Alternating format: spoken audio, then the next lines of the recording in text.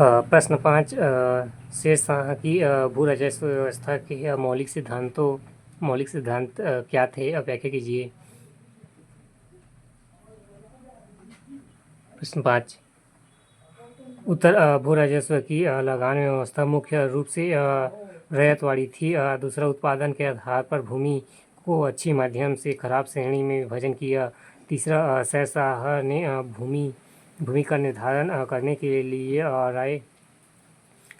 लाई फसल दरों की सूची को लागू करवाया। चौथा, किसानों को सरकार की ओर से पट्टे दिए जाते थे जिसमें उनको वर्ष के लिए निश्चित लगान देना पड़ता था।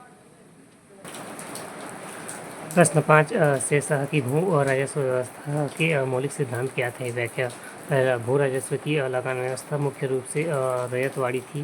दूसरा, उत्पादन के आधार पर भूमि को अच्छी मध्यम से खराब श्रेणी में विभाजित किया था। तीसरा, शेरशाह के भूमि निर्धारण करने के लिए राई फसल दरों की सूची को लागू करवाया था। चौथा, किसानों को सरकार की ओर से पट्टे दिए जाते थे कि जिनसे उनको वर्ष के निश्चित लगान देना पड़ता था।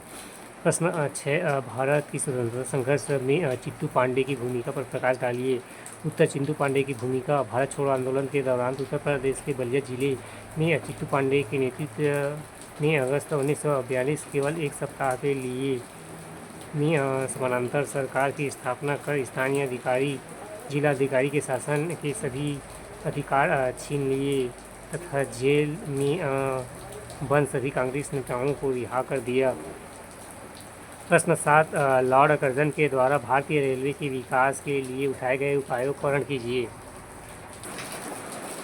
उत्तर, वर्ष 1901 में सर रॉबसन की अध्यक्षता में एक रेलवे आयोग का गठन किया गया। दूसरा, सर्वाधिक रेलवे लाइनों का विस्तार लॉर्ड कर्जन के समय में ही हुआ था। तीसरा, लॉर्ड कर्जन ने रेलवे विभाग को समाप्त कर दिया था। चौथा, रेलवे का प्रबंधन एवं लोक निर्माण विभाग से हटाकर रेलवे बोर्ड को सौंप दिया था। प्रश्न 8 असहयोग आंदोलन के असफल होने के कारण क्या थे? पहला, असहयोग आंदोलन के प्रस्ताव का पारित होने का आधार कांग्रेसी नेताओं के सर्वसम्मति न होकर केवल गांधी जी का प्रभाव था। दूसरा, खिलाफत जैसे कि धार्मिक प्रश्न को राष्ट्रीय आंदोलन जैसे राजनीतिक समग्र के साथ संबंध करना। तीसरा, आंदोलन प्रारंभ के समय जनता के समय एवं सत्याग्रह के अहिंसा के वास्तविक ज्ञान का अभाव। चौथा, चौराचाड़ी कांड, छीटकूट हिंसक घटनाएं।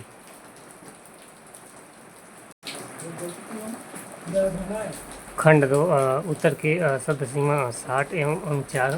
प्रश्न 9 वैदिक संस्था एवं विदत का महत्व बतलाइए।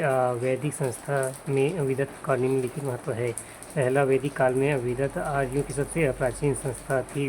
ऋग्वेद में सबसे ज़्यादा विदत 122 का जिक्र हुआ है। दूसरा, विदत में स्त्री और पुरुष दोनों सम्मिलित होते थे। तीसरा, नववधुओं का स्वागत एवं धार्मिक अनुष्ठान जैसे सामाजिक कार्य विदत में होते थे। चौथा, विदत में लूटी गई वस्तुओं का बंटवारा होता था। पांचवा, विदत में आत्माधिक विचार विमर्श भी होता था। छठवां, राय के अनुसार विदत में सैनिक असैनिक एवं धार्मिक कार्यों का संचालन होता था। सातवां, वैदिक काल में विदत को एक प्रकार के अविधायक होने का गौरव प्राप्त था और राजा की यह जिम्मेदारी थी कि वह इस संस्था के द्वारा निश्चित किए गए विधि विधान के अनुसार ही शासन पर कार्य चलाए। आठवां, डॉक्टर R.S. शर्मा के अनुसार विदत का विश्लेषण संबंध सेना से था। उनके अनुसार विदत सैनिक कार्यों का संपादन करने वाले वैदिक संस्था थी। प्रश्न 10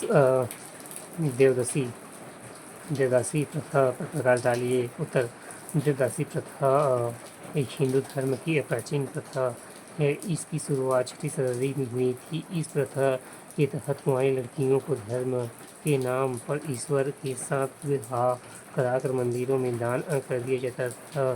परिवार द्वारा कोई मुराद पूरी होने के बाद माता पिता अपनी बेटी का विवाह देवता या मंदिर के साथ करा देते थे एवं देवदासियों को मंदिर की देख-रेख, पूजा पाठ की तैयार मंदिरों में नित्य आदि कार्य करना पड़ता था। मत्स्य पुराण, विष्णु पुराण एवं कौटिल्य के अर्थशास्त्र में भी देवदासी प्रथा का उल्लेख मिलता है। कालिदास के मेघदूत में मंदिरों में नृत्य करने वाली आजीवन कुंवारी कन्याओं के बारे में भी वर्णन मिलता है। संभवतः उन्हें देवदासियाँ ही माना जाता है। यह प्रथा वर्तमान में शिथिल है, परंतु कुछ क्षेत्रों में आज भी विद्यमान है। प्रश्न 11, प्रथम फैक्ट्री एक्ट कारखाना अधिनियम 1881 भारत में औद्योगिक इतिहास में एक नवीन अध्याय था, समझाइए। उत्तर, प्रथम फैक्ट्री एक्ट कारखाना अधिनियम 1881 भारत के औद्योगिक इतिहास में एक नवीन अध्याय था, क्योंकि इसके तहत पहली बार अंग्रेज ने मजदूरों के काम करने की स्थिति में सुधार करने की कोशिश की थी। दूसरा, 7 वर्ष से कम आयु के बच्चों के रोजगार पर प्रतिबंध लगा दिया था। तीसरा, 7 से 12 वर्ष की आयु के बच्चों को अधिकतम 9 घंटे काम करना था। चौथा, हादसों में श्रमिकों को बचाने के लिए खतरनाक मशीनों की बाड़ ठीक से लगाने पर जोर दिया था। पाँचवा, कार्य अवधि के दौरान 1 घंटे में आराम का प्रावधान था। छठवां, कर्मचारियों के लिए महीने में 4 दिन की छुट्टी अनिवार्य कर दी गई थी। अतः इस आधार पर कहा जा सकता है कि श्रमिकों की दशा सुधारने के लिए यह अधिनियम भारत के औद्योगिक इतिहास के एक नवीन अध्याय था।